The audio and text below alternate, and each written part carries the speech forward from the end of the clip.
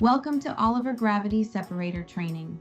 For more than a century, Oliver has focused on one core challenge: separating good product from bad with precision, consistency, and reliability.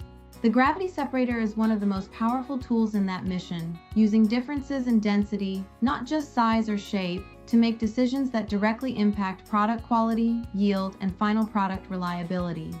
At a glance, a gravity separator may look simple. In practice, it's a finely balanced system where airflow, deck motion, feed rate, end raise, and side tilt all work together. Small adjustments can produce big results, and when the machine is tuned correctly, it becomes one of the most effective separation tools in your operation. This training is designed to give you a practical understanding of how the Oliver Gravity Separator works, why each adjustment matters, and how to think about the machine as a system rather than a set of individual controls.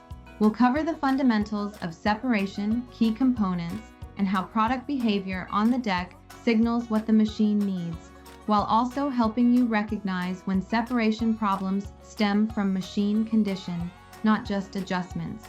Whether you're new to gravity separation or looking to sharpen your skills, the goal here is the same: confidence.